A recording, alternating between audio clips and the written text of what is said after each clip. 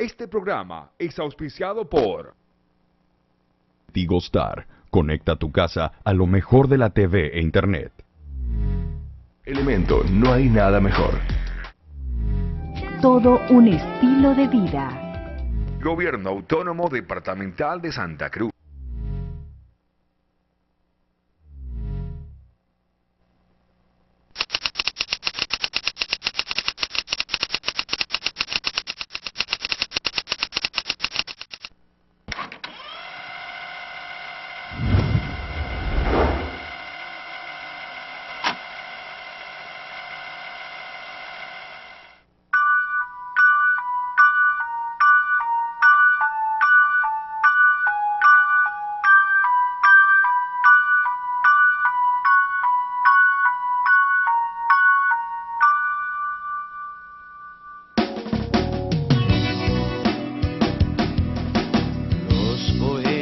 Nunca escriben la verdad, ni la Biblia ni los diarios.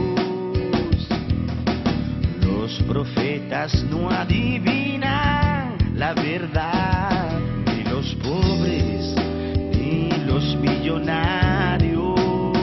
La verdad de la verdad es que nunca es una, ni la mía, la de él, ni la tuya.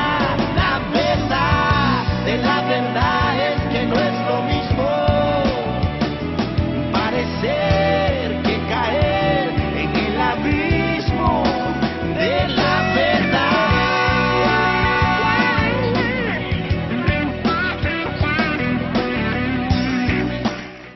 Buenas noches. Miércoles 5 de noviembre del año 2014, programa 205 del año, el 2106 del ciclo. Converso con Tufí Arey y con Rubén Darío Cuéllar. Hablemos del mes de octubre. Qué mes movido, sobre todo para la democracia y para las relaciones internacionales bolivianas, ¿no? ¿Ah? Sí, hubo elecciones en Bolivia, en Uruguay, en Brasil, y Bolivia terminó...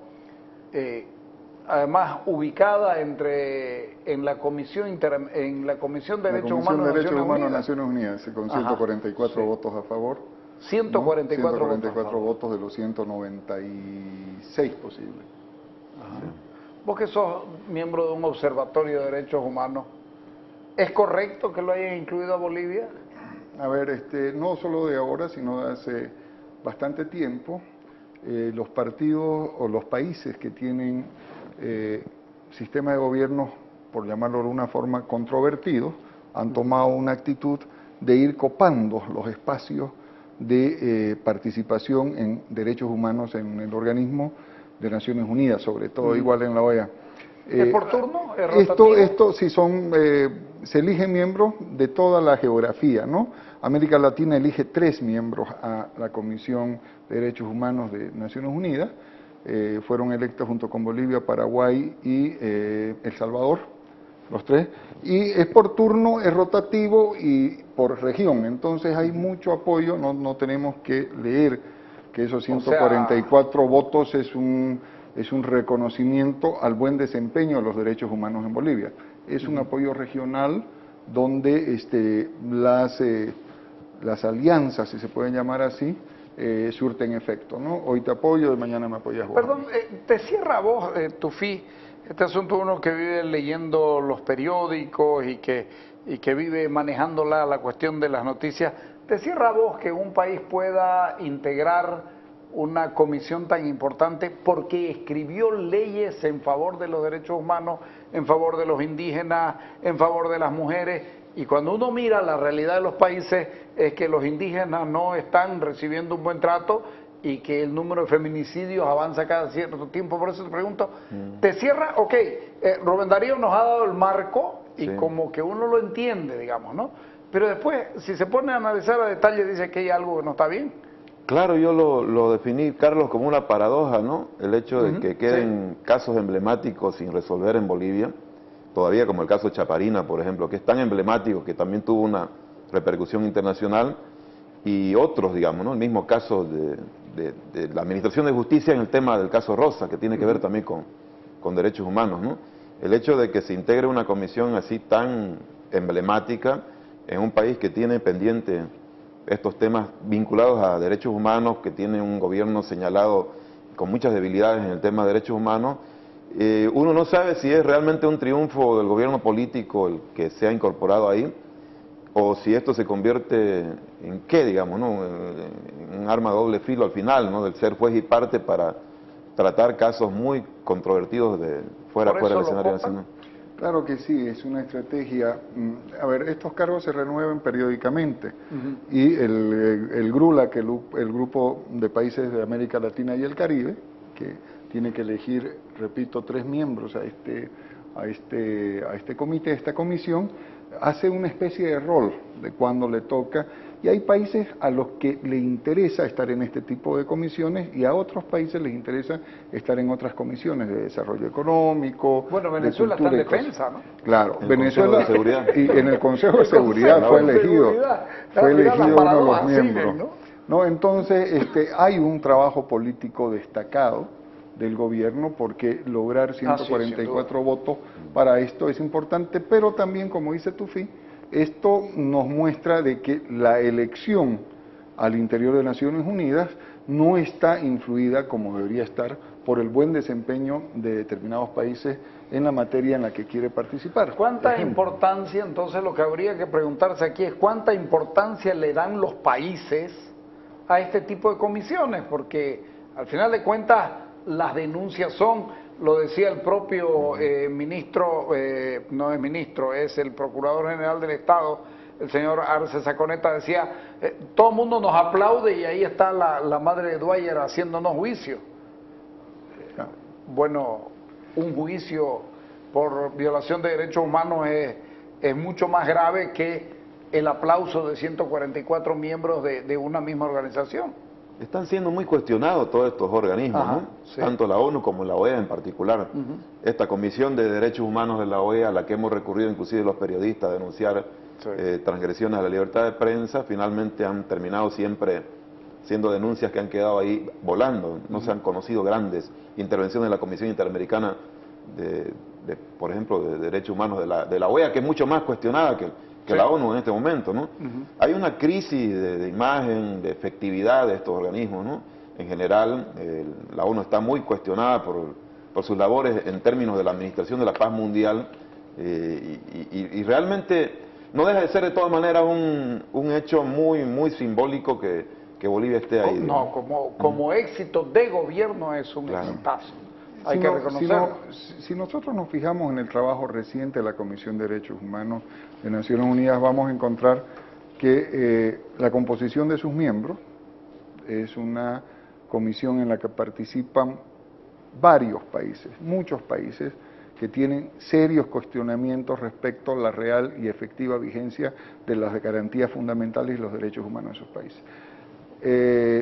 Sus informes, sus últimas resoluciones también son muy controversiales. Por ejemplo, han hecho un pronunciamiento respecto al conflicto de Gaza, absolutamente parcializado, condenando a Israel. Yo no digo que no lo condenen, pero un informe de una comisión uno espera que sea un poco más equilibrado, que vea todos los problemas. No hay ninguna mención a Hezbollah y sus daños que ha podido hacer, no hay es decir, no hay ninguna mención en ninguno de los otros actores de la crisis del Medio Oriente. Que ya termina siendo grosero, ¿no? Entonces, el problema de Naciones Unidas, como bien dice Tufi, es una crisis en la que ha caído, habida cuenta de que la persecución de la participación en este tipo de organismos ya no es más una consecuencia de un ejercicio, de una acción para el desarrollo y la consolidación, por ejemplo, los derechos humanos. Es más una estrategia política para ir levantando una serie. A ver, estos organismos me pueden cuestionar, por lo tanto yo tengo que estar dentro del organismo para evitar o aminorar ese cuestionamiento. Si bien es cierto que el reglamento dispone que cuando un miembro de un país parte del Consejo, cuando su país sea interpelado, ese miembro se separa, pero la influencia sigue estando ahí, ¿no? Entonces, es de alguna forma se ha encontrado la manera de evitar que el cuestionamiento que se puede hacer a nivel internacional de ciertas conductas autoritarias o violatorias de los derechos humanos tengan el efecto que tenían antes, donde realmente la comisión tenía unos pronunciamientos que eran muy observados, que eran muy reconocidos y escuchados por los países. Hay un comportamiento que ya no es el comportamiento diplomático clásico. Uno escucha que Estados Unidos, Israel le llaman la atención a Bolivia, le hacen algunas observaciones sobre algunas violaciones y el presidente Morales dice, ¿qué moral tienen ellos? Es decir, ese ya no es un comportamiento clásico de Naciones Unidas, ¿o no? O sea, Carlos, hay que insistir en el tema de la crisis de estos organismos, Ajá, ¿no? O sea, sí. fíjate la presencia misma en Bolivia del Denis Razikov, que acaba de cuestionar por primera vez de manera, diríamos que clara, la forma en que están procesando a los magistrados, ¿no? Ha sido contundente, pero sin ningún efecto, ni siquiera periodístico casi, no fue un titular y nada más, ¿no? Mucho menos en lo interno, ¿no? El gobierno se pasó la declaración por encima de la comisión, del alto comisionado, ¿no? Sí. Sobre un tema tan fundamental en el mes de octubre, precisamente, la Administración de Justicia en relación a los magistrados. Ha sido el único que ha cuestionado, ni siquiera el defensor, con tanta contundencia, pero sin ningún efecto, ¿no? Y así, en distintos órdenes, ¿no? El mismo Evo Morales está en desacuerdo de que Venezuela integre el Consejo de Seguridad, lo criticó el ingreso de Venezuela, porque Evo plantea la desaparición del Consejo de Seguridad, ¿no? Y en general, en Bolivia... Incluso de Naciones Unidas. Claro que sí, digamos, ¿no? Y hay un trabajo evidentemente eficiente, al parecer, de Sacha Laurenti en Nueva York, ¿no? Del lobby, para poder haber conseguido el ingreso de Bolivia, pero hay una serie de contradicciones también y de actitud del gobierno en relación a la ONU, a la OEA, que pelea por estar ahí, pero luego los informes, ¿no? Hablando del tema de los lobbies, uno se pregunta, y vos Rubén me podrás dar mayores datos,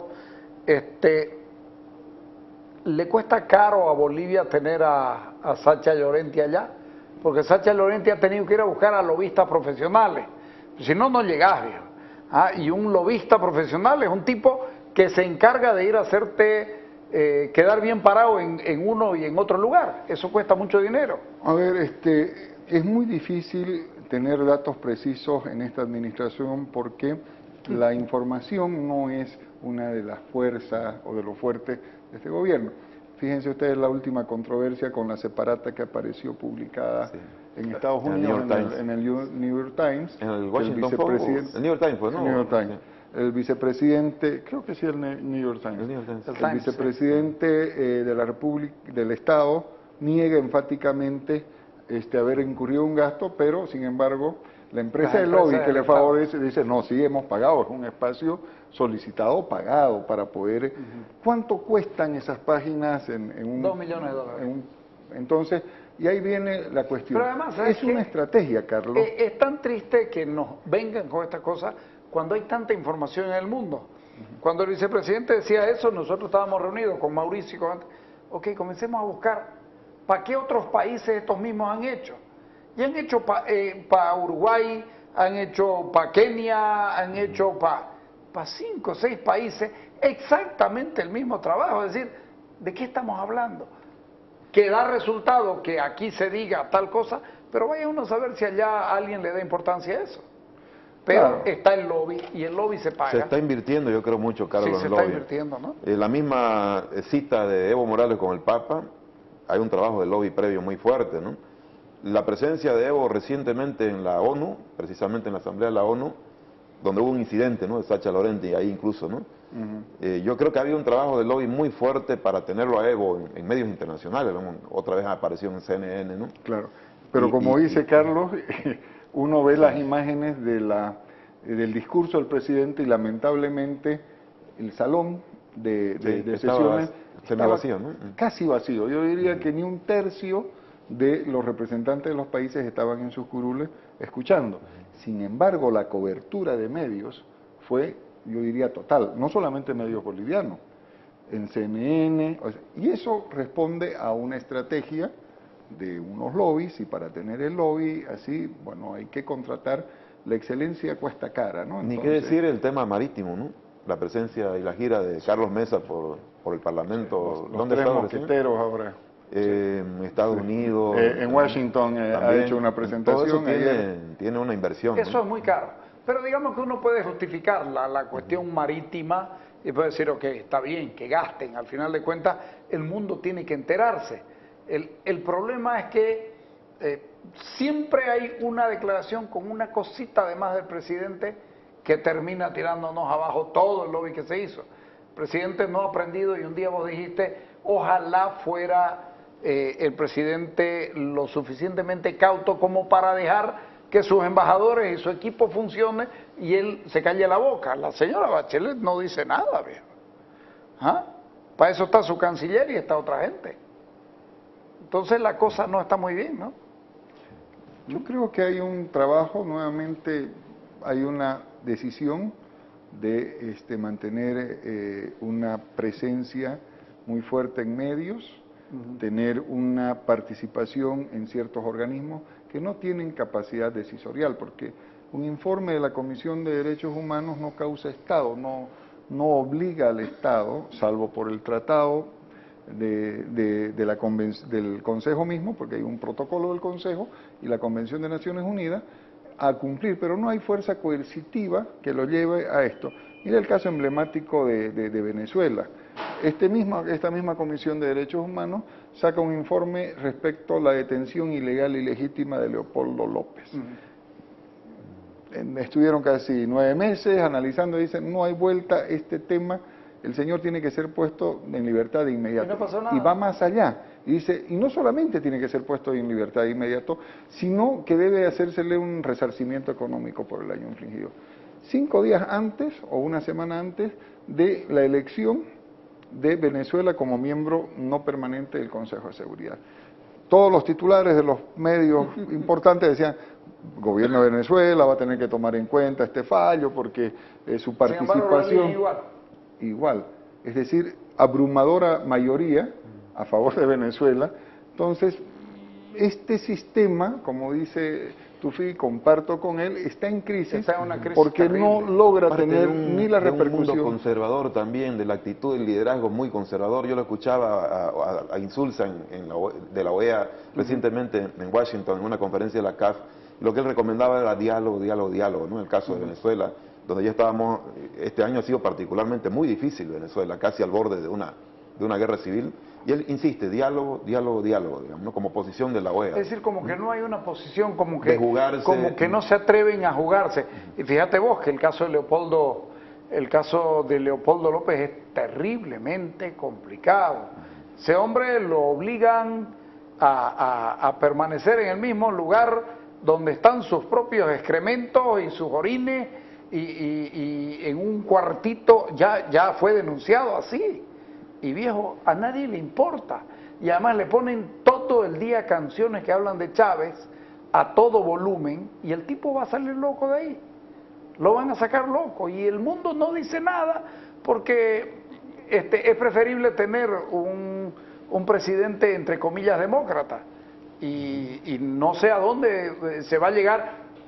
A lo mejor la solución a Venezuela va a ser una guerra civil, y uno quisiera que no ocurran esas cosas. Pero ¿qué puede hacer los organismos internacionales? ¿Qué pueden hacer los organismos internacionales frente a situaciones esas? Al final de cuentas, el país tiene su propia democracia, tiene su propia libertad y tiene sus propias maneras de resolución de conflictos. También, ¿cuál es el problema? Antes habían los bloqueos, ¿no? Sí.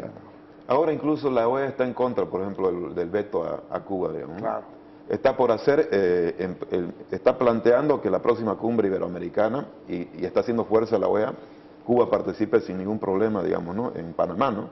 Y hay una apertura indudablemente al tema muy claramente en la región, ¿no? Ya la OEA se ha inclinado, son organismos finalmente pro-gobiernistas, Sí. donde lo que ellos concluyen Yo siempre es... digo el club del poder, ¿no? Claro, pro-gobiernistas, digamos, ¿no? Están siempre a favor de los gobiernos, nunca en contra. Pueden ser gobiernos democráticos o antidemocráticos. Aquí Ban Ki-moon, digamos, vino, ¿no? a una cumbre donde habían presidentes muy cuestionados desde el punto de vista de la democracia, del ejercicio de la democracia, ¿no? Con perfiles muy verticalistas o autocráticos, ¿no? Entonces al final terminan validando un estado de cosas. Sí, porque fíjate vos, discúlpame que te corte, vos hablabas de las quejas sobre la amenaza a la libertad de prensa. La Sociedad Interamericana de Prensa denuncia ante la Organización de Estados Americanos que Bolivia está entre los países en los que la libertad de prensa está amenazada, y la Organización de Estados Americanos no hace nada. Es cada vez más simbólica su existencia, ¿no? Y menos efectiva, ¿no? El mismo Rubén Darío ha ido, creo, a denunciar, ¿no?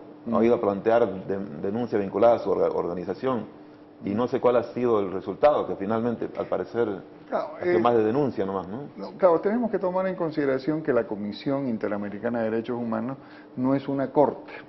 La Comisión ve los temas previamente, y cuando después de pasado un tiempo y analizado el caso, encuentra que existe materia que daría lugar a un proceso, recién deriva ese caso a la Corte Interamericana, ¿no? Y la Corte Interamericana tiene fallos en única instancia. Entonces, no son instancias de acción inmediata, son reparadoras del daño infligido. Pues normalmente un fallo de la Corte se produce una década después del hecho o más de una década. Quizás la Corte Penal Internacional es la única con pero cierta... ahí viene la cuestión de los pesos específicos, ¿no? Algunos países del África subsahariana han sufrido el rigor de la persecución de la Corte Penal Internacional, pero Venezuela, por ejemplo, en el caso de Leopoldo, una acción de la Corte, obviamente ahí parecería que hay países de primera y de segunda frente a un organismo como la Corte, que todavía tiene que recorrer mucho camino para tener en eso una tiene efectividad. razón el presidente Morales cuando dice, este es un organismo muy pesado. Y saber que la crítica se da en todos los lugares ahorita, los organismos. En Europa, que fuimos recientemente, hace un par de meses, a mirar el famoso Parlamento Europeo y sus órganos, es la misma crítica, ¿no? Que terminan siempre en recomendaciones para mejorar la democracia, por ejemplo, ¿no? Pero no hay acciones coercitivas para que algún Estado como Ucrania, digamos en ese momento, que era una preocupación, pudiera variar su conducta, ¿no? Y allá están en crisis, igual, una interpelación muy dura a todo lo que significan organismos que solo alimentan la burocracia, ¿no? La burocracia de los propios bloques regionales, ¿no? Y con un gasto enorme en términos de costo impositivo, ¿no? Les pido un corte y entramos a ver las elecciones en América del Sur en este mes que pasó, ¿sí? Dale.